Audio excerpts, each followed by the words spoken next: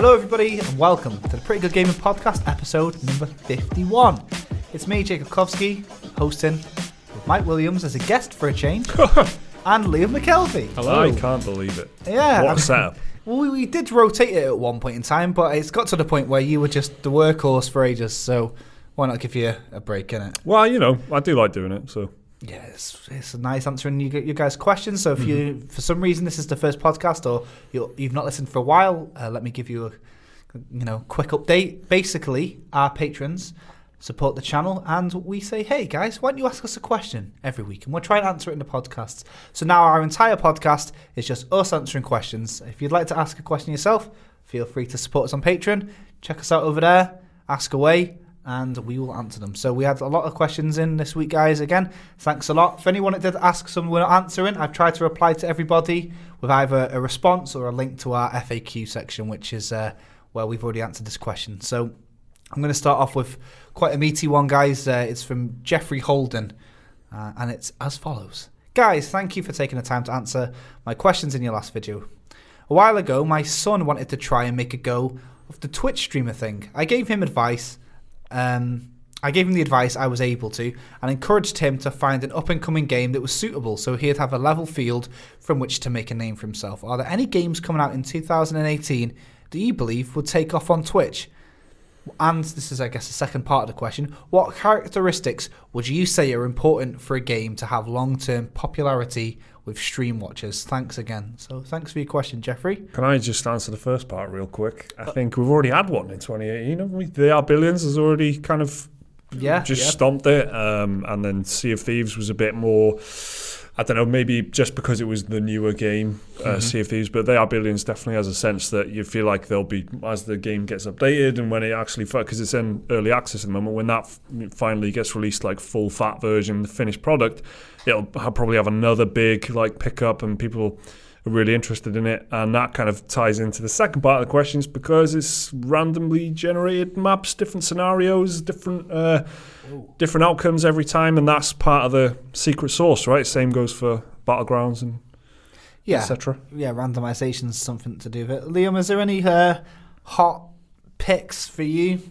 Games coming up? Or is it hard to tell? No, I think it is hard to tell because most games on Twitch just sort of kind of appear out the blue.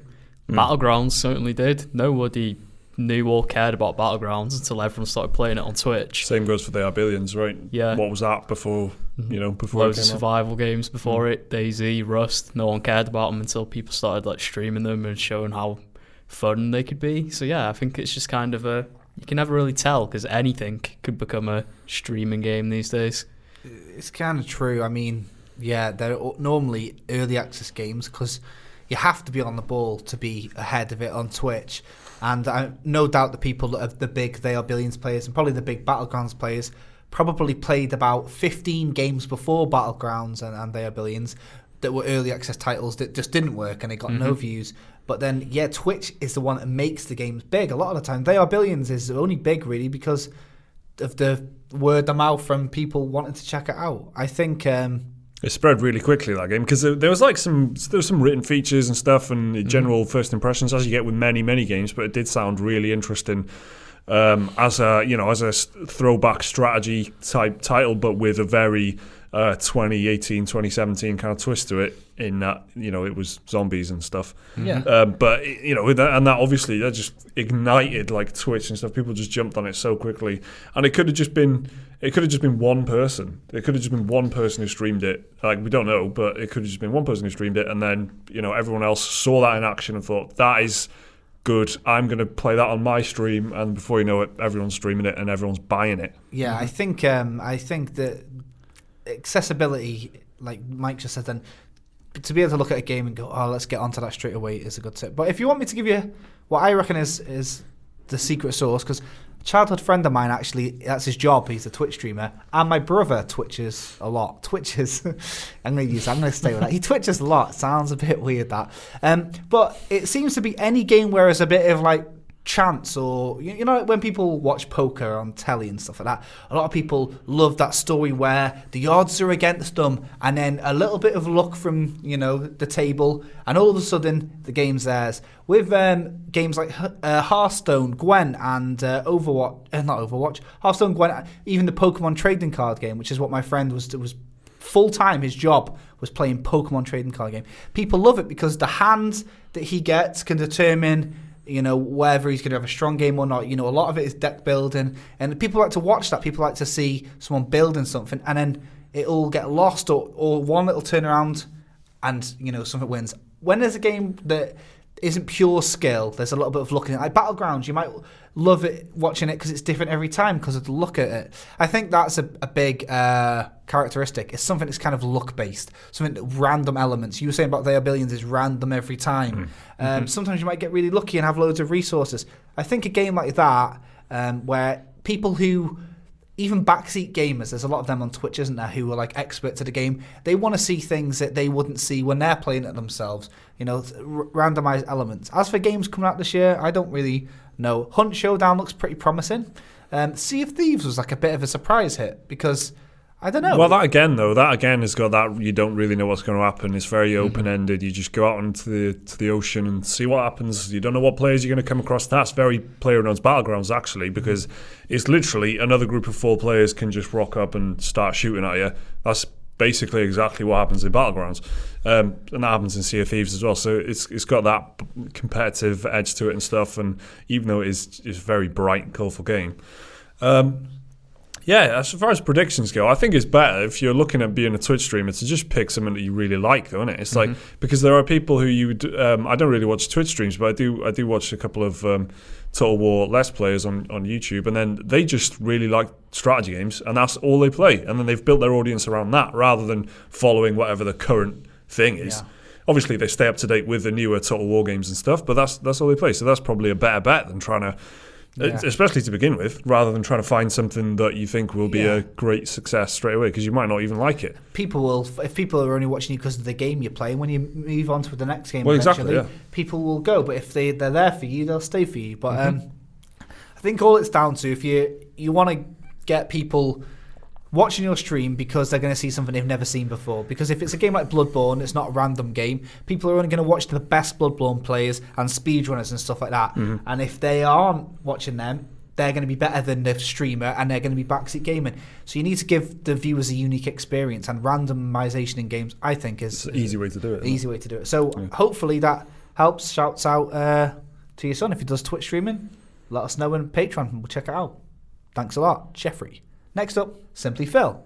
He says, watched every podcast and obviously had the pleasure of spending time with you all at EGX, so I've had to wrap my brain to come up with a serious and insightful question. After many, many, many seconds of thought and research, I believe I've come up with a unique and unasked question. What is your spirit animal? Good job, Phil. What is my spirit animal? The Hound from Game of Thrones, as in the guy. That wasn't the man inside me. I always remember reading a magazine when I used to work in an office. I used to work with a bunch of women who were all like horoscope magazines and Take a Break and all that. Yeah. And I always remember there was this one page, what's your spirit animal? It was a little quiz you could take. And all the spirit animals looked really good. It was like the jaguar, the wolf, the falcon. And mine was a salmon. That's not a good spirit animal. When people imagine spirit animals, mine would have to manifest inside wet conditions. So I need some spiritual guidance. I'd have to go into the bath so my spirit animal could manifest and be like, hey. What did it mean though? What is a salmon like? To be honest, quality? I can't remember. All I remember is that me and my girlfriend really were laughing our heads off at it for what? Yeah, don't eat bagels around me. I don't know. So I mean, if this quiz is to be believed, my spirit animal, begrudgingly, is a salmon, which is a really bad choice. Liam, you get free roam here. If we had the time, I'd probably do a quiz right now. But if you could pick, what would it be? If I'm being true to myself, it's probably like Droopy the dog or something from the Looney Tunes. A chill-ass dog. Yeah. Not even chill. It's just like, oh, here we go. Another day. Let's just go. Yeah. It's I probably need just my like spirit animal for guidance. Yeah. Droopy, what do I do in this situation? just give up. It's whatever, innit? Yeah. So yeah, if I'm being true to myself, or a sloth or something like that. Yeah. Some sort of really like reluctant animal. All right. A reluctant animal. That's a good username. That is a good Reluctant animal. Yeah. Can't wait till we can change our PSN names. Yeah. So, a dog, a man who gets called a dog, and a salmon. Hope that answers your question, Phil. Thanks a lot. Good work. Next up, the Sharp End. And the Sharp End says, I've seen every podcast. Why are they all prefacing it with this? Have you guys been saying it? I wasn't in the other one. I don't know. Maybe because it's up to 50 and it's getting some big numbers now. Maybe we did reference the fact that we'd done a few. You know what I mean? 50 is a big number. Creeping up on the next week is our 1 year anniversary.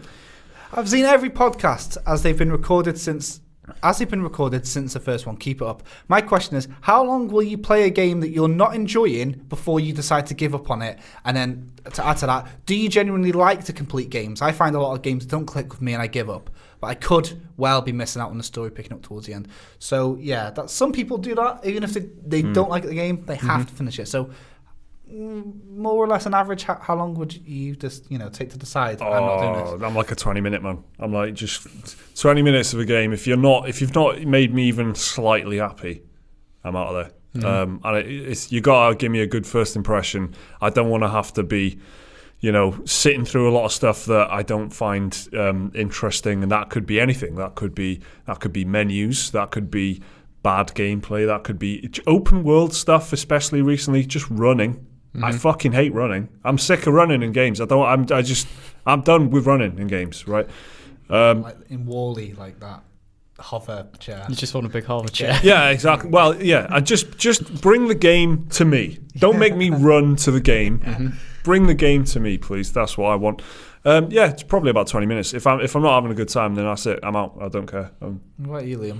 I'm a bit more forgiving. It's usually I give the game like 5 hours usually, which is quite a lot. That's a long time. Just because I play a lot of quite lengthy games, so I figure if I give it 5 hours, if I don't like it after that, I'm probably not gonna like the rest of the game. I think hope is important, right? And if you're in that first 5 hours, you're like, I think this could get good. That's really important. But if you just feel like you've seen it all before or something, that's when it's.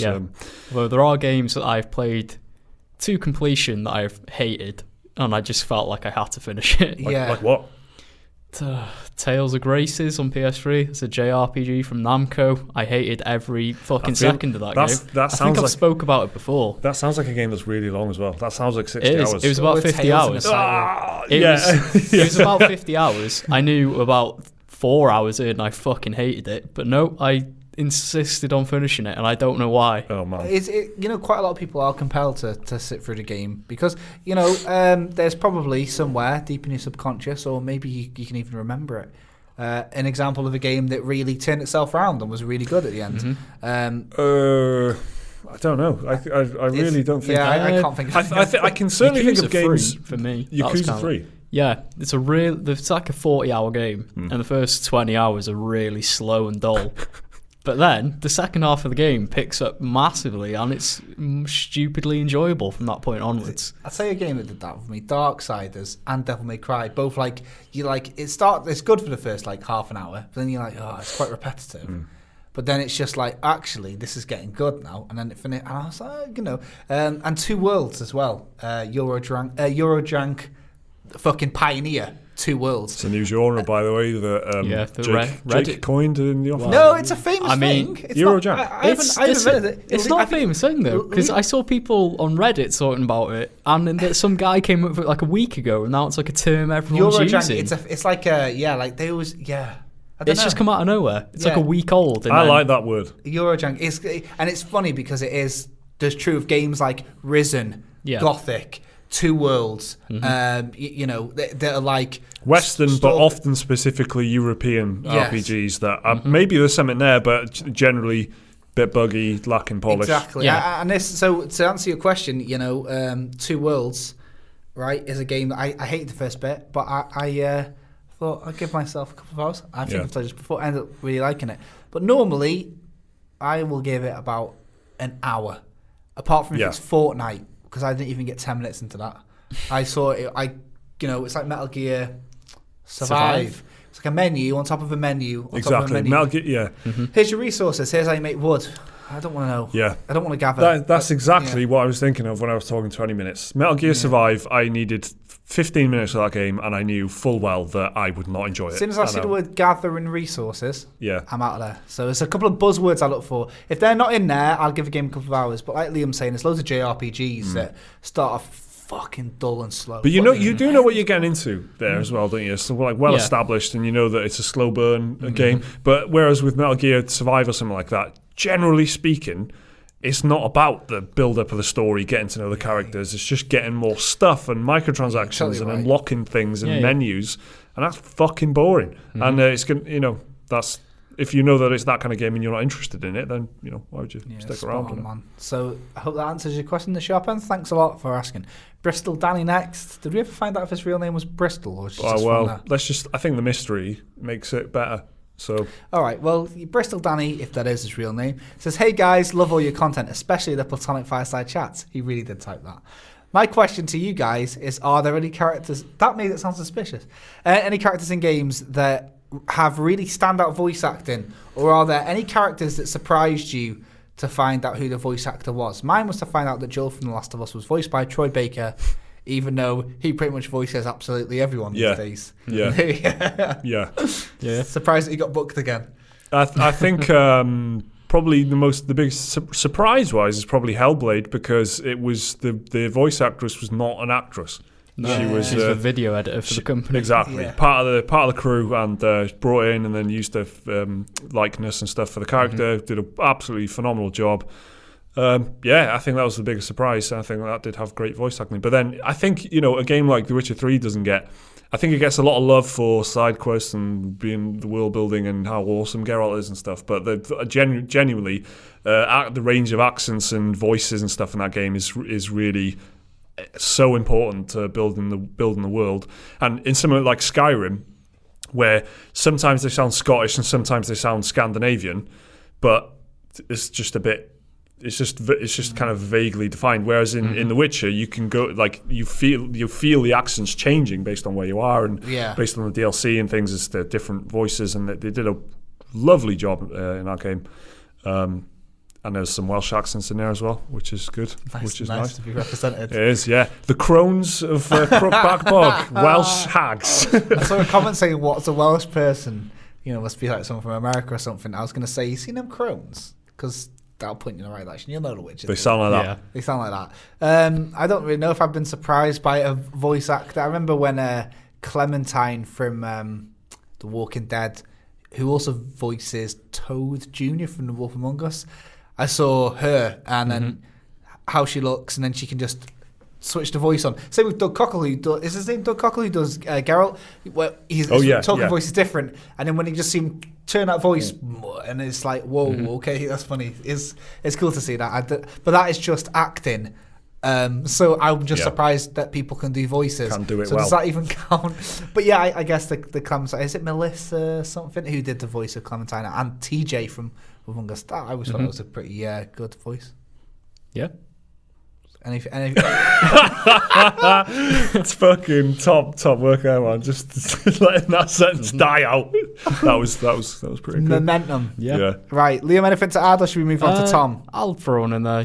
Nolan North, when he voiced David in The Last of Us, the cannibal who appears in the middle of the game. Yeah. Just because it was it's quite different from his normal, charismatic, cocksure, adventure hero voice. And this time he's playing a cold, calculating villain who's a cannibal. Yeah, and that really surprised me because it didn't sound anything like him before. Generally speaking, though, I am just surprised whenever it's not Troy Baker or Nolan North in a video game. Just wow, that's just what a surprise. Good.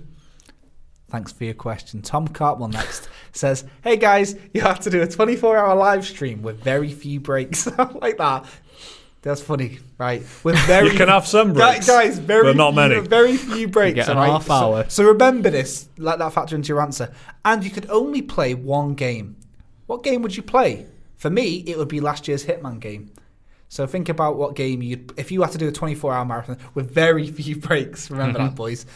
What game do you reckon you could do? For me, Final Fantasy 7. Every day of the week. Well, maybe not every day in a week in a row. I'd die. I could do Bloodborne, I reckon, as well in 24 hours. Oh, I don't know. Bloodborne's a hard one because I do feel like I need to step away from it sometimes, and not because I get hit up against a boss or anything. I just feel like I'm just sinking into this game too far, and I need to just go and have a cup of tea or something. Yeah. So use a couple of breaks. One of your very few breaks. Yeah, maybe if I pace my breaks properly. Mine would be Total War all day because I could just.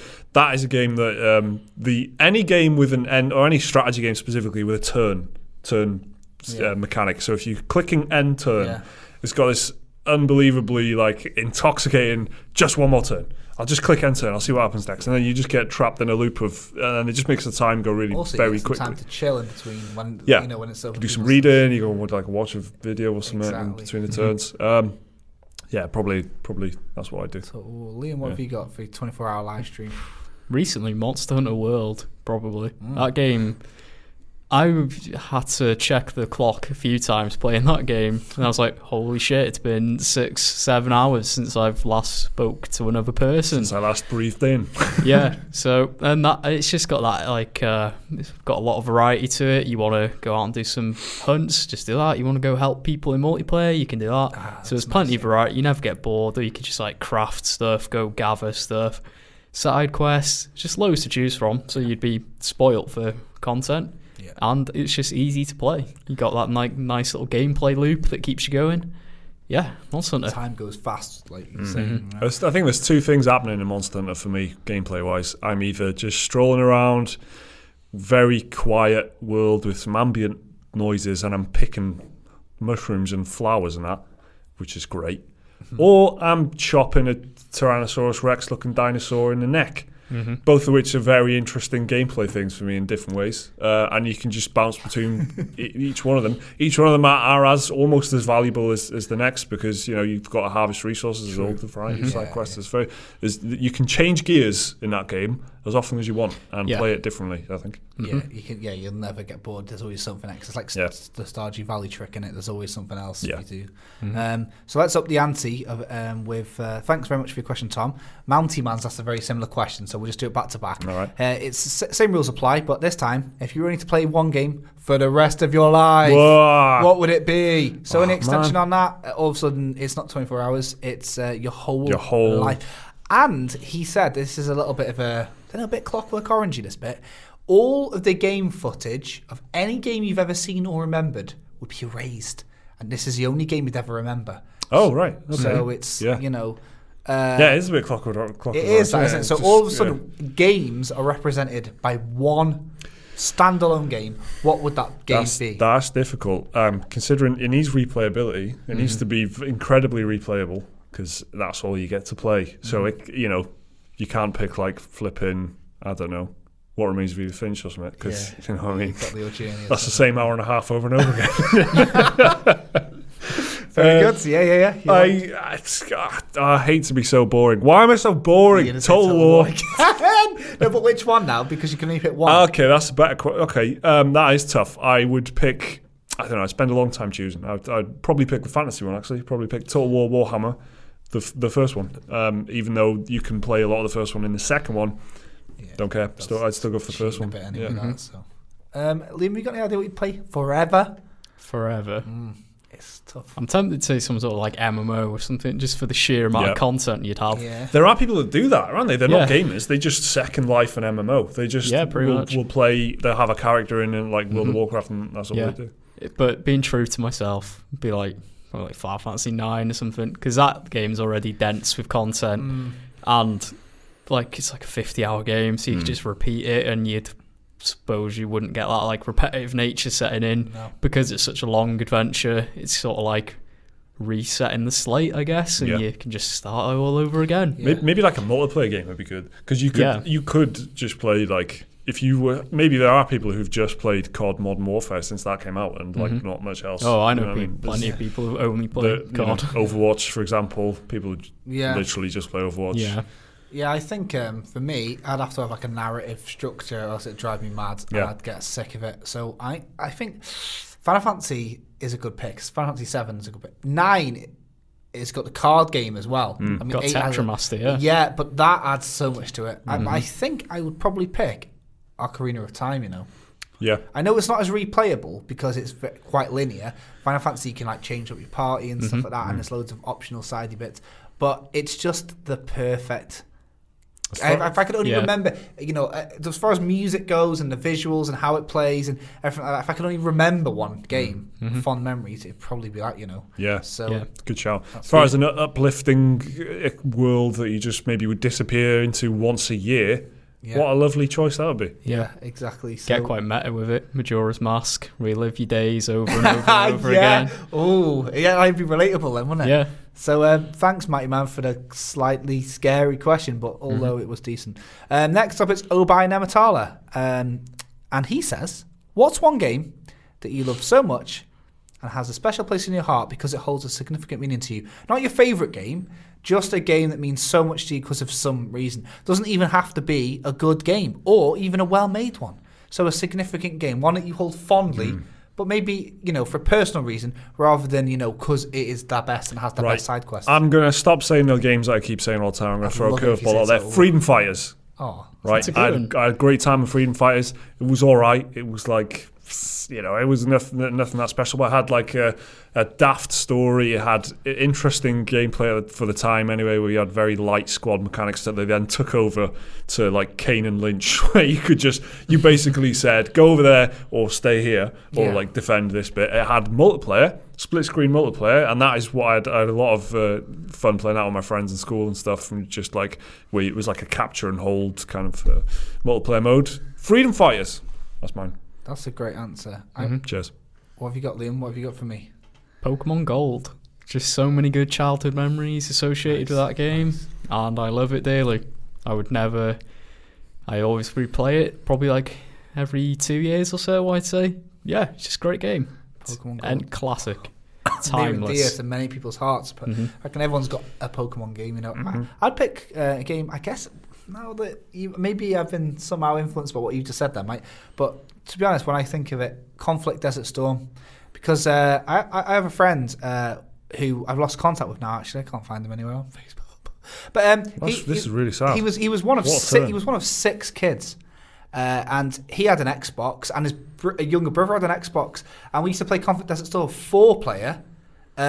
With 2 TVs, 2 old school Xboxes, the big fat controllers that were about that big, had to work like that, 4-player, and I'd always get to play Foley the sniper, and we do the same game, same missions over and over and over again.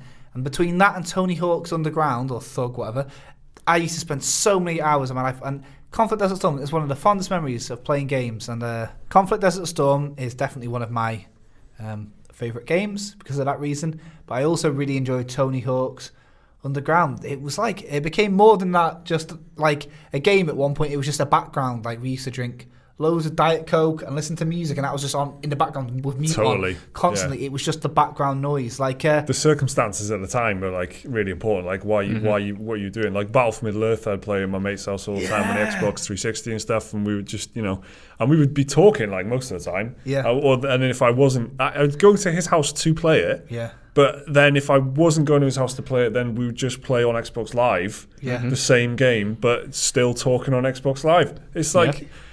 It's you know, it's as much about that's what the question's about, I guess, isn't it? It's like, maybe you wouldn't put Battle for Middle Earth 2 in one of the best strategy games ever made, but for me it's like one of the the top ones because of how I played it. It's weird. What I found so weird is that you and me have like almost the same story about Battle for Middle Earth 2 to the point where we could. It's a great game. Yeah, it's a bloody good game. You and one other person and me and one other person both played it on the Xbox 360 as like a background thing. That was all like the Xbox 360 party chat days, wasn't it? Where the games were the background and you just chat to your mates, man. So many good memories from Red Dead with friends from high school. Oh, good times. Good times. So, I mean, there we go. Oh, by Nematala, that's a bit of a heartwarming question. Hope that answered it for you. Thanks a lot. Now, from one heartwarming fact to another, let's do Fact of the Week. Jingle, please. I just said it's a heartwarming one. The death screams of the bad guys in the original Golden Axe are digitised from screams used in the films Rambo First Blood and Conan the Barbarian. All right, so I actually didn't have a 30-second throwdown planned because I don't think any of us are really. No, we could have gone for a Zen garden, but as I've already established, it is a delicate flower, and it cannot be forced. You cannot. Yeah, it won't bloom. Yeah, exactly. Unless the time's right, and the time's not right for another 30-second Zen garden. So that's why there's not one of them either.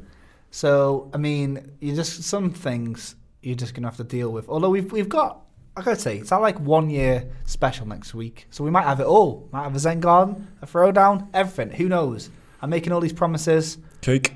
Balloons. Yeah, it'd be a good excuse to try and get Gaz to get some cake in, actually. So, I'm gonna champion cake. Let's try and get some cake for next week. 1 year. So I'll take this opportunity instead of a 30-second throwdown to say, because it's the 1 year special. Is it a 30-second thank you? Is that what this is? No, it's just if you've got any questions that you want to ask about the podcast in general, about whatever, do it. It's a special occasion, so you should just ask whatever you want. Get it in there, and we'll try and make it. It'll probably be might even be a 4-man podcast again, just for this one special occasion. Who knows? But yeah, so remember that next week is a very special one. So if you want your questions asked on the 1 year anniversary of this very podcast, so just check it out on Patreon. Make them good, yeah? And make them nice. All right, speaking of back-to-back good questions, it's Gareth McKelvey next, who asks questions that are normally like 4 words long, and this time he's not disappointed me. Favourite fictional time period? So, he's outdone himself there, I've got to say. That's the best question he's asked so far. Favourite fictional time period. So it's not only a setting or a real time period, it is indeed a fictional time period. This is a tough one to answer. Oh, does he mean there's a lot of... for 4 words, this is a complicated question. Does he mean a real time period in a fictional medium? Here's what I'm thinking. BioShock. Right, because it is when is it really? Okay, it's like 1960s. Yeah, 64 or whatever, and then but the Rapture was built obviously kind of years prior to that. But then is that a fictional time? Because it kind of takes all these thematic elements, but then it sci-fi's them up. I'm gonna go Fallout 50s, but in the future. Yeah, the retro future is a popular. Choice by I absolutely love that. I think it's really important to the thematic greatness of Fallout. The only thing for me really that sets it apart from the countless post-apocalyptic games, movies, and TV shows that we've got now is just the daft, joyful 50s American optimism combined with the end of the world, the apocalypse. You don't really like that, do you? If I remember rightly, you don't really like the way that people are kind of disjointed from. They're like really cheerful. They're living in a shack made out of rusted corrugated iron. And they're like, oh, hello there. I'm just farming some dead whatever. Yeah, I'm just farming cockroaches. I'm milking cockroaches for cockroach milk to drink to give my kids. But they're really happy. And, do you know what I mean? Because it's all they know. But I love that. I think that's cool. They leaned into it a bit too much for me on Fallout 4. Diamond City and stuff. But and like that weird complex underground or whatever. But you know what? I enjoy Fallout 3 a lot, and I think it's utterly iconic. So even if you don't like it, you got to respect it because it's like it's memorable. It's the jumpsuits and stuff, isn't it? And I think Fallout New Vegas is kind of the darling, right? If you're a hardcore gamer, you love Fallout New Vegas. I prefer Fallout 3. 3 is the best for me. It's better. Yeah, Fallout 3 is better, right? For me, it's my favourite, right? But I know that I'm not a huge Fallout fan, so I know that my opinion doesn't matter. But the music even is better. And I like a lot more about it. I like the place. The DLC for it was bloody good as well, you know? Like, what is it, Point Lookout or something like that? That was really there's multiple good DLCs for it.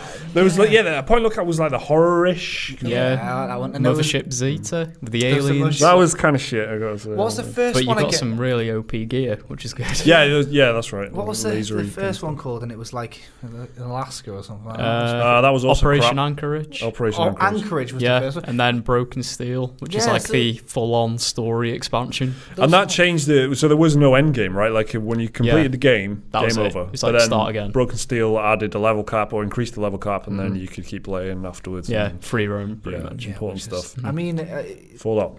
good. You were saying it was like the most, like there's countless post-apocalyptic things. If you said to somebody, like if you put them under pressure for whatever reason, and you were like, name a post-apocalyptic game, most people would just go Fallout, surely. Yeah, they would. They definitely would. And I think that's why, because of the stylistically it's different. It's not just, but there's loads of like low rent imitations, and there's like Zombie Apocalypse and things like that have just changed it up. And you got like State of Decay, which I think is a good game, but it's completely forgotten because there's just so many other Zombie Apocalypse games. Yeah, even games that people think they would say, like, oh, personally for me, I'd say Stalker.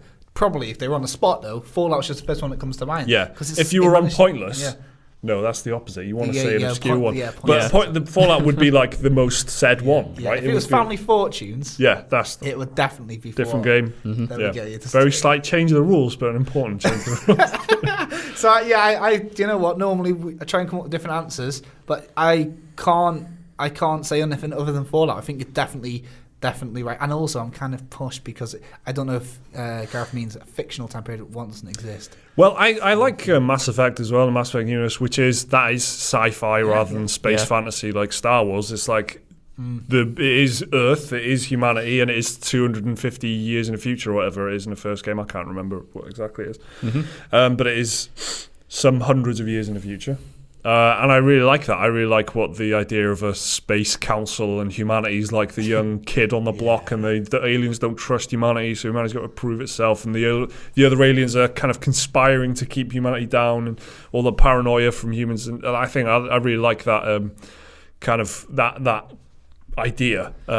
Just because it's a cool idea to think that we would encounter a mixed kind of all kinds of different races of aliens, and they wouldn't immediately want to annihilate us. We're trying to get into their community, and I think that's a cool setup. Very decent. Liam, have you got anything that stands out fictional time period? Like Deus Ex Human Revolution, Cyberpunk. that like cyberpunky future with the gold huey neon flash to it, and the whole thing with people like, are they machine, are they human? That whole thing. It's just cool. It's like it. That's quite memorable as well, especially the colour scheme for that game. Borrows a lot from like detective noir stories as well and stuff like that, which I really like. And it's just like it's a great combination of genres, and it's just memorable. Especially Mankind Divided, for all the problems that game did have. Its hub world was amazingly memorable. Just like it was so well designed. Wasn't it European? It was an European city. Yeah, it was set in Prague. Prague, yeah, like futuristic cyberpunk Prague, and it was really cool. It's really nice to have a cyberpunk city that isn't Chicago, LA, or like Tokyo or something like that. It's just cool to have somewhere different in the future. All the neon signs are always like Japanese and stuff as well. Prague has got all this kind of older architecture that's what makes Prague look so nice. But they've taken that forward. It's like infused with futuristic sci-fi. Yeah, it's cool. It's a cool idea. I installed that recently, but I haven't played it. So it's a good game. Give it away on PS Plus, wasn't that? I bought it when it came out on PC. It was a good game, apart from that ending. But a whole lot thereof. So there we go. I mean, that's the longest we've spent on a 4-word question from Gareth. Yeah, but what a question it was, though. Exactly. Complicated Gareth, debate. Again, killing it as usual. Thanks a lot for your question. Blizzard Smith next, and he starts off with this. My question is on the back of last week's report of cheating in PlayerUnknown's Battlegrounds. With the PC being a medium that makes it easier to run other programs in the background, do you think cheating is still an issue on console? Or am I just shit at online multiplayer? As a side, do you consider yourselves pretty good at gaming? Some people's skill is unbelievable. Oh, well, to address that, no, I don't think I'm good at games at all. But it's also something I don't worry about, and I'm thinking maybe that's why I'm not good. Because I'm not thinking like, oh, I need to get my kill death up and stuff. I'm just like, this gun is cool.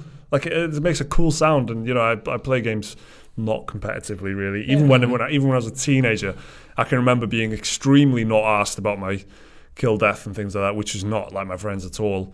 I've been best at stuff like Total War because I play a lot of it, and Battlefield out of any shooter. I've always been better at Battlefield. I don't know why. Liam, you consider yourself pretty good at gaming, I assume. Because I don't consider myself good at gaming. Other people do. I think I'm shit. The only game I'd say with any confidence that I'm good at is like COD 4 or something, or Modern Warfare 2, just from the sheer amount of time I played them. Fuck yeah. 29 days on record I've got a COD 4. Yeah, something silly. Fucking like 500 hours. It's ungodly for me. That I know a lot of people smash 1,000 hours in Skyrim. I've seen. It's got to be one of my most played games. I did multiple hundreds of hours on Battlefield Bad Company 2. And that's probably it's the most played game that I've actually seen my play time for, right? So, which is a bit different. But that's the only one that I know I've played like an awful lot. Yeah. And it was a great game. More games should have you like hour count. Yeah, it's quite cool. It's interesting to look back, I think. But so I don't know. I don't consider myself good, but who does? I think that's a bit dickish, you know what I mean? I'm pretty good. Unless you're getting money for it or streaming. Yeah, exactly. I mean, what's considered good? I've finished Bloodborne and Neo in the past couple of months. Is that a hard game to complete if you consider that to be a challenge? Bloodborne's an interesting one because that's one that I think I would never think I am good at Bloodborne, but I hear a lot of people say things like, "Oh, this boss was impossible" and stuff like that, and I often have this thing in my head when I'm like, I am looking forward to killing that boss, like this confidence, but that's probably because I've already beaten it once. Yeah. I know I can do it, right? So I just feel like that. Can't wait to and no fear, and I like having that idea of just being a small person taking out a giant, horrible hell monster. A big boss, Monster Hunter's similar to that, right? Isn't it? Yeah, well. So that's it. So I don't know what the bar is to be good at something. I guess people say that the hardest game on, for example, the PlayStation is Bloodborne or Neo. That's what PlayStation Access reckon it's Neo. A lot of people reckon it's Bloodborne, or maybe even Dark Souls 3. I haven't done Dark Souls 3, but I've done the other two, and I really enjoyed it recently. It's kind of I can see why people get into that Souls addiction, because it's like other games seem a little bit bland now because I'm not suffering. Well, I mean, those people never played Super Star Wars, have they? That's the hardest game on PlayStation. That's the hardest game on PlayStation. Super Star Wars. The first level. I got up to the 4th level now as a child. I cannot get past the first level on it as a 27-year-old adult. Actually, 26. I haven't played it in the last few since my birthday, but I haven't. I'm not able the to hardest do it. game. It is harder. It's way harder than Bloodborne. So, I mean, if you want to test for yourself, if you're pretty good at gaming, Super Star Wars. Just play any game from the 90s, really. Yeah. You'll have a hard time. And as for the first half of your question, which has been totally neglected, do you think cheating's still an issue on console? There's always like these little freaks on eBay that sell like modded controllers and fuck off. It's honestly, and I can say this, and I can 100% be true to myself. I'm not saying this because I am butthurt or jealous. I'm saying this truly because I've never heard anyone say butthurt like that. I can say this truly from somebody who right now, I'm not saying this at the moment. Well. I'm not saying this is anybody who's suffered at the hands of these people a lot. I'm just saying it because they're little arseholes. People that spend lots of money on like lag switches and stuff like that. What are you doing? If your enjoyment can only be achieved by buying modded controllers to beat other people unfairly, something's wrong, mate. Butthurt. And I'm just saying that. You don't interrupt me quoting myself. Butthurt. The thing is, whenever you try and have this conversation to somebody, it's normally in the midst of like you've just died to somebody and like, so salty.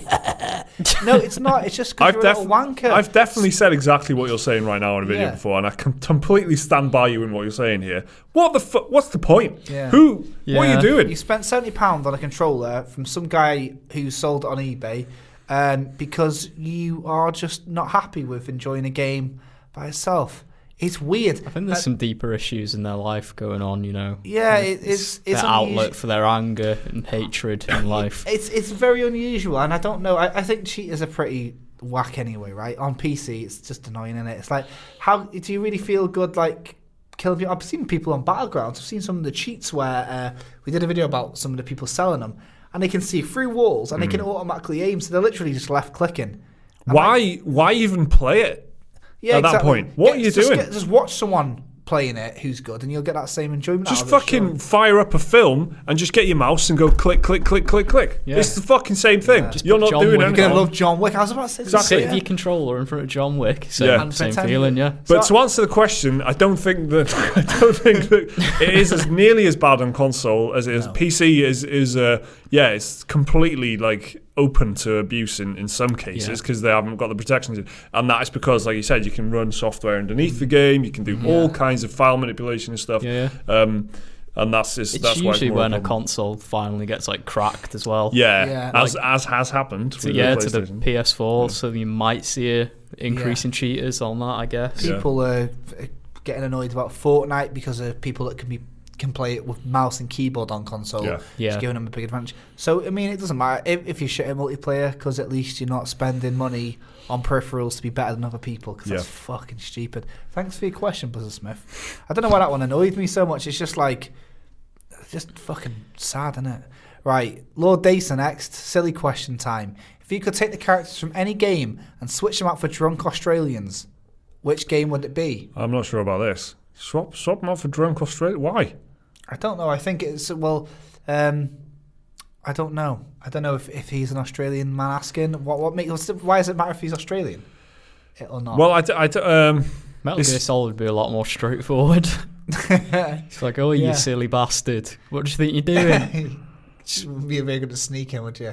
No. I don't know. Especially if everyone was drunk. I think we can take Australians out of the question, just replace it with drunk people, because I don't know what exclusivity in Australia that's what I'm trying to get my head around. Australians got like cheeky sense of humour to them. Yeah, well, that's the thing. I don't... They do like swearing a lot. So, right? But that's the thing, though. People say that about Irish people, just any drunk people. What would be better if the game was full of drunk people? I don't know if... I don't know. I don't know. How would having drunk characters improve the game? Might make it funnier, I guess. I mean, you want to take that into consideration in gameplay as well. Like, is your character drunk? Because that's not... You don't want that, do you? I mean, you don't want to be stumbling around. There's always less responsive controls and all that. There's always options to get drunk in games. Yeah, and it's never good. Yeah, you always do it and you go... But it's for the 13-year-olds, isn't it? It's for the... Well, I mean, Bioshock, it gave you your Eve back. Oh, did it? Which is like Bioshock's version of Mana. That was a balance, though. So you could tank loads of drink, but then your vision go blurry. So it's like a trade-off. Like, you can't just abuse that. So there's a mechanic there. I don't know. I really don't know what game would be better. Ultimate Epic Battle Simulator. Just put 1,000 drunk people against 1,000 chickens. If every NPC in Grand Theft Auto was drunk, that would be funny. Just to see all the ensued car crashes and drive through the town in a helicopter and seeing everybody walking like that. I bet you there's a mod for that. That's probably the only good thing about GTA 4 was it's like realistic drunk thing. Yeah. You'd just be like walking down the road and then your controls stop working, you just fall over. That's probably the only good thing about that game. Yeah, so that's the thing. I mean, it's not ideal, but one of the greatest games ever, apparently. And it's like really highly rated. GTA 4? Yeah, it's crap. I don't even think that's people's favourite GTA. Like, a GTA fan say, what's the best GTA? They'll say 4. They'll say San Andreas. 5, 3, Vice City. Yeah. San Andreas. Yeah. So that's every one of them. Every one of the 3D ones except GTA 4. GTA 4. Yeah. It's easily the worst. Yeah. It's an awful game. GTA 4, guys. What about that, eh? Anyway, drunk Australians. Sorry, can't help you. Sorry, can't help you. It confused us. Stephen Hughes next. What's your favourite menu select sound? Mine would have to be the crisp and precise tweep from any of the Metal Gear Solids. That's a great selection. It's a wonderful selection. It's Final Fantasy 7. The game over screen in Metal Gear, though. So, how good? Final Fantasy 7 is my favourite easily. That little noise that it makes. Are we talking like moving from one option to the other or selecting the option? I think all of it is a factor. I think. Okay. Metal Gear's got like gunshot, hasn't it? Yeah. Everything about the Metal Gear Solid menus. I've got quite an obscure one. Countdown Vampires, which is a Resident Evil ripoff on PS1. It's not a very good game. I like it for some inexcusable reason, but the menu sounds are fantastic. That's probably why, isn't it? That's the secret formula. Are they like people going, huh? No, it's like futuristic beeps. It's a weird game. It's basically Resident Evil, but with vampires and set in a casino. Resident? Yeah. Now that's the game. But just look up the menu sounds. They're so satisfying. Resident Evil's menu starts off with a man. Well, no, when you click it. Shouting. When you click it, Resident Evil. The typewriter sounds. Is that classed as a menu sound? Because that's pretty good. Yeah, I guess so. I think mine is going to be a Resident Evil 2 is good. Just 'cause the little like beeps as you're going through your inventory and that sort of slidey sound when you go in and out of the map and stuff like that. I think my pick is going to be a little bit confusing to some people. Mass Effect Andromeda, right? When you hit start, okay, it's a very nice menu. Yeah. If you like planets and that, which I do. There's a big planet, nice like dust ring around the planet. Yeah. And then there's like this kind of J.J. Abrams kind of lens flare style bit of light coming from the corner of it, and everything's very nice, right? You hit start, and it does this really good bent synth kind of noise, right? Very spacey, very sci-fi-ish noise, and it's just like, what a great sound. And because the game after it isn't that special, doesn't matter. You could argue that's a highlight. Fucking good. Yeah, exactly. It's still in there. It is one of the better press start button sounds. Yeah. Exactly. It sounds incredibly spaceshipy, and it's just a shame that the game that follows isn't as good as that sound. Yeah. How can you argue with that? I don't know if I said Final Fantasy VII, but it's Final Fantasy VII. I can't remember if I hope you haven't said anything, because that makes it much better. That's funny. Right, we got two more left. Let's do it. This one, hot, brand new, just arrived question. As we were doing the podcast, someone asked. So let's ask away. Jason Jackson says, "Hey guys, new member here. I've been watching your videos for a while in the office. They have saved me on many occasions from dying of boredom." Thanks, Jason. What retro game would you love to see a remaster of? While there are a lot of remasters out there, they are mostly console exclusives from previous generations that get remade with a newer engine. Shadow of the Colossus, for example. I don't seem to see many remasters from consoles other than Sony, Microsoft, and Nintendo, other than best-selling Sega and Atari games. As far as I know, I am a filthy casual after all. Okay, so a remaster or a remake. Well, can we take liberty with this question? Yeah, I think you got to take them both together because there's varying definitions, isn't there? Really, I've PC has certainly had a few great remakes and remasters, as far as I'm concerned. Homeworld, which is a space strategy series, very kind of revered. That had a really good remake. And that came out as a collection. All of the Microsoft ones that you can think of, your favourites, Age of Empires, Age of Mythology, Stronghold games on PC. I think there's loads on PC as well. And they're kind of done on a smaller scale because I guess it's a smaller audience, right? It's not everyone's going to go nuts about Crash Bandicoot, but not everyone gives a shit about Stronghold 2. I do. But do you know what I mean? It's like there's just more of a niche. But it is happening. It is happening. I think theme... hospitals getting this is a weird one. Spiritual successor. It's a spiritual successor by the same team. There's so stuff like that is almost like a remake. It happens loads on PC. Exactly. There was one recently with Dungeon Keeper. Well, not that recently, but it was people making. Yeah, there's a series called Dungeons, which is heavily inspired by that. War for the Overworld one. That's pretty similar. So I think that's pretty cool. But as far as remaster, I'd like to see. I don't know. I'd like to see. I don't know. I don't really care much for remasters, to be fair. You're right. They're just games from last gen that have been up-resed, and sometimes they've got new textures. A remake. That's interesting. Shadow of the Colossus was a remake. I can think of about 50 games I'd love to see remakes of. Sony's going nuts on a remakes. Put a lot of money While Sony's going nuts, Ape Escape. Ape Escape remake trilogy would be amazing. Yeah, beautiful games. Imagine how detailed the textures on the apes could be. Them apes. Let me tell you what I'd like to see. Metal Gear Solid 1, 2, and 3, but what with the Metal Gear Solid 5 loveliness. You know what I mean? They did that Metal Gear Solid 3 pachinko machine. They did do that, I basically already got it. Engine. Yeah, exactly. That's what you're saying. If you don't mind playing a bit of pachinko, you can... Which who doesn't? You can see those dreams. My favourite.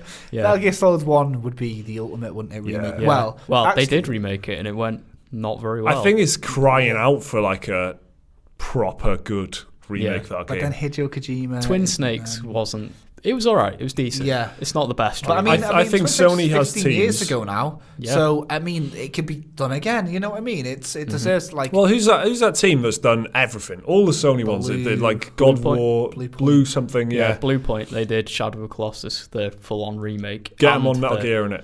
They said they did. They did the Metal Gear Solid HD collection on PS3 and 360. Get get them on Metal Gear. Yeah. Make Metal Gear like they did with Shadow of the Colossus. Yeah. Same code and whatever, the wizardry they used. If there's one game that in the Metal Gear series that desperately needs a port, it's Metal Gear Solid 4. Just so it's not stuck on the PS3 forever. I was going to say, you can literally only play that on PS3, right? Yeah. Just so it's not like abandoned to the time. And people wouldn't necessarily go for that one because that's the last one after, last one before 5. You know what? If I could pick one game to be remade, though, it would be Final Fantasy 7, and they're doing it. Mm-hmm. So, although it's going to probably not be out for years, and there's a lot of things considering. As for a remaster, I don't know. Prince of Persia: Sands of Time would be a good remaster. Bring it back. I'd take a Knights of the Old Republic 1 and 2 collection, but really properly, just keep the voice acting, because the voice acting in both those games is top notch for the time anyway. Mm-hmm. And great characters and everything. Just redo it, but with a remodernized kind of engine and stuff. I'd love to see Vagrant Story be redone, which is a PS1 Square Enix RPG. Yeah, and it could be, because it's like got a gothic setting. It could be so well done in like a modern engine. Like if it was, because it's kind of aesthetically similar to Bloodborne, I guess, the old Victorian era type thing. Mm-hmm. If you just redid that in like a modern engine, it'd be amazing. And the story was already fantastic in it, but if you give it like proper voice acting, whole nother level. We're just churning them out here. How much we could go on? We could give us another half an hour. So many callers. That's next week's 1 year anniversary. So just talking about remakes, isn't it? Yeah. So pumping them out. Thanks a lot, Jason, for your question. Great debut question. Yeah. Keep them coming. Strong start. Yeah, nice one, man. And lastly, to close off the podcast, Marvin, and he says, what's the worst game you've ever played but still completed regardless? So I know that we touched on this a little bit earlier, but it's that, if you want an extra question on top of that, it's and why did you bother? So the worst game you sat all the way through. Worst game I've ever played, but all the way through. But I can only pick the ones that I finished. Yes. I don't know. This is... Liam, what was your pick from earlier again? It was some Tales of Vesperia or something, was it? Tales of Graces. But that was just a frustratingly mediocre game. It wasn't necessarily the worst game I've ever played. The worst game I've ever played through to the finish was The Devil's Third on Wii U, which is from the guy who made Ninja Gaiden. Mike's like, of course it is. Yeah. It's from the guy who made Ninja Gaiden, and it was a really bad game, but the reason I played it all the way to the end was because it was so hilariously bad that I wanted to see how this madness came to an end. It was so utterly bizarre, that game. I don't know why I finished it. Don't know why I bought it. But just the sheer madness was so entertaining, I had to finish it. That sounds almost like so bad it's good territory. It kind of was, yeah. But on every level, it's a bad game. Yeah. Voice acting, graphics, like technical issues, controls were god awful, but it was just an entertaining package. Yeah. I really don't know. I played a lot, right? The worst games I ever played were on PS1 and PS2 because I played so many of the games I played on PS1, and I would trade in a game almost every week. Go to the video game shop, just swap them, add a bit of cash. It's a pretty shit game. Monkey Hero. I ended up playing so many bad games like that. So there probably is in there something that I played right through and thought was crap. But I can't remember what it was because I know what mine is, and I don't think Liam's going to be very happy at this. Oh, I'm excited! All right. When I think of like the games that I finished, and I was like, what propelled me through that game? And I truly think I don't know. Right, on the PS1, the game that I finished, and when I finished, I thought that was just shit, and I've not played the game like that since. Sorry, Liam. It's Time Crisis 2, right? You can just get fucked. We're done here. I feel like you just Time Crisis shot Liam, just like come out it was really hard. It was a really hard game, and that put me against it because I was not very good at it. I was playing by myself. I kept pushing myself. I'd game over and I'd have to start the whole thing again. I finally got through to it, and I was like, that is it. That is what I get for sitting through that game. And I just got so cross because I'd suffered at the hands of that. For what? And then that was it. For what? That's like one of my favourite arcade games ever. I think it's just because I got beaten. If I didn't die as much, if I was better at the game, I wasn't a little scrub, I probably would have been like, oh, okay. But I think I felt the game owed me something for giving me so much suffering. Yeah. And when I finally beat it, I was like, what? Did you play it with a controller or like an actual controller?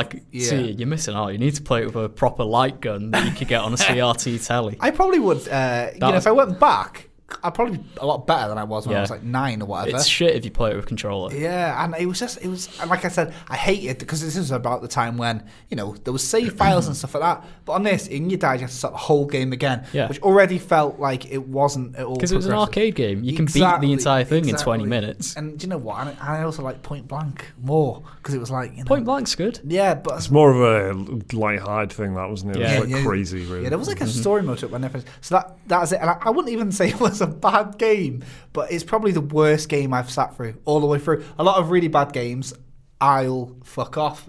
Two Worlds, shit as fuck, but I love it. I love the ending. I was like, I am the power I saved the world, and big fat fucking dragon you have to kill and shit like that. Summoner as well. Sick ending. That reminded me, right? This is absolutely nothing to do with anything. I was browsing through the Nintendo eShop yesterday, as you do, go on. for the Switch. There was a game, which I can't remember what it was called, but it looked a bit like Two Worlds. And the top line on it, the top heading was, the game in which you are the hero. I was like, what an idea. I'm the hero? Yeah. Hang on a minute. I don't think I've ever played a game where that's the case before. What a fucking brilliant selling point. Brilliant. What an idea. I can't believe no one's done this before. I was like, why is that? Why is that the key feature? Yeah. Every game, you're the hero. Fucking hell. So that was, don't know what that was. But I just thought that last night. Yeah. So, what I mean? I've got a Switch one, famously in the office. Never stop sneaking. It's quite well documented, my relationship with that game. It was quite funny because you could a documented course of 3 days or 4 days. From optimism to... From sheer hatred, If it was like a 3-4 hour game, it would have been an amazing parody tribute to Metal Gear Solid. But it's 13 hours long. Yeah. And once you play the game in 10 minutes, you do a level, that's it, you've seen the entire game. It's the most repetitive fucking shit ever. Yeah. And 13 hours. I think you guys laughed when I said I was happy to delete the game. Yeah. Oh, I felt it was like cathartic. There was one day when you came in and he was like, I just need to see how far it's going to go. There can't be much more now. And then the next day he was like, it's still going. Yeah. It was, that game. That was a real test of endurance, Liam, but you did it. Can I can change my answer now from my PS2, PS1 thing to Dragon Age Inquisition. I hear a lot of people say the same thing. Yeah. Empty, hollow, single player MMO. That was just absolute shit. Yeah. Single player MMO. That's the perfect way of describing that. It honestly couldn't be described any better. So, that was it. The podcast before the big podcast. And number 51, guys. Thanks a lot for sticking around. Hopefully, this is about an hour-ish. We've done all right, haven't we? Answered any questions? Yeah. We actually didn't have as many questions this time as we do normally. We normally get about 40 odd questions. There's only about 20 this time. Yeah. So remember to send them in for the 1 year special next time. And we'll see you again soon. All right. Bye. Kulkowski, Mike Williams and Liam McKelvey. Goodbye. See ya.